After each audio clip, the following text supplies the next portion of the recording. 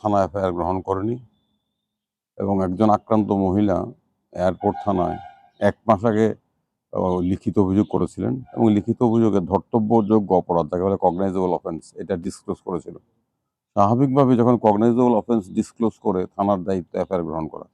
থানা তো এফআইআর গ্রহণ করেনি, বিপরীতে মহিলাকে থানায় ডেকে এনে হেনস্থা করা হয়েছে, আটক রাখা হয়েছে, ধমক দেওয়া হয়েছে, এফআইআর উইথড্র করতে হবে।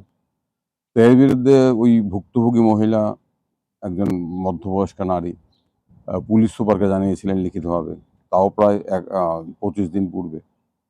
পুলিশ সুপারকে জানানোর পরও কিছু হয়নি। তো গতকালকে প্রধান বিচারপতি ডিভিশন বেঞ্চে মামলাটা উঠেছিল।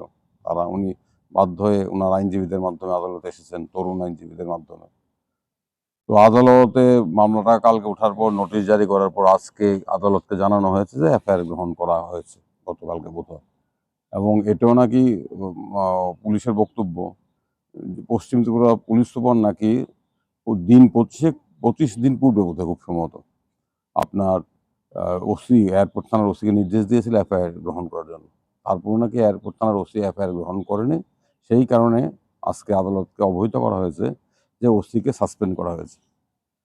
এখন ভদ্রমহিলার আরও বক্তব্য, তাই ওনার আইনজীবীর মাধ্যমে আমিও ছিলাম ওদের সাথে, তরুণ আইনজীবীদের সাথে, যে তাকে গতকালকে ভয়ভীতি দেখানো হয়েছে।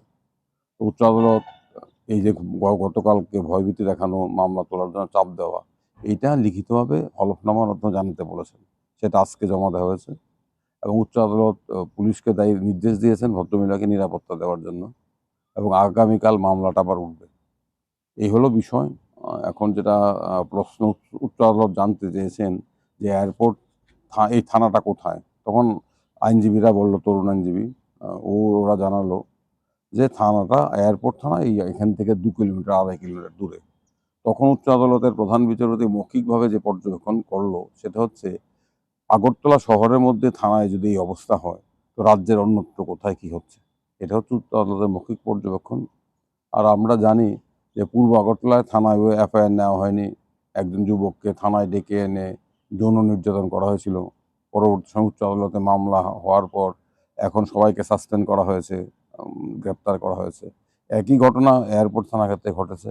এই ধরনের ঘটনা একদম নতুন নয়, কোনো বিচ্ছিন্ন ঘটনা নয়, এটা সর্বত্রই কম বেশি হচ্ছে। এটাই একটা প্যাটার্ন হয়ে দাঁড়িয়েছে। থানা কোথাও এফআইআর নেয় না। এফআইআর নেওয়ার ক্ষেত্রে থানার দারোগাবাবুরা কিংবা বড়োবাবু নিজেদের বিচার বিবেচনা কিংবা আইনের নির্দেশ অনুযায়ী চলেন না, তারা কোনো অদৃশ্য কর্তৃপক্ষের নির্দেশে চলেন। এবং কোন অদৃশ্য কর্তৃপক্ষ এটা আপনারা সবাই জানেন, বলা বাহুল্য। এখন দেখা যাক কি হয়, এবং মানুষকে বারবার আদালতে ছুটে আসতে হচ্ছে। স্যার, এই যিনি করেছেন আরো, ওনার নামটা কি? নামটা কি? নামটা তো আমি দেখে বলতে হবে। না, ওই আবেদনকারীর নাম ঝুমা রয়। ঝুমা ঝুমা ঝুমা।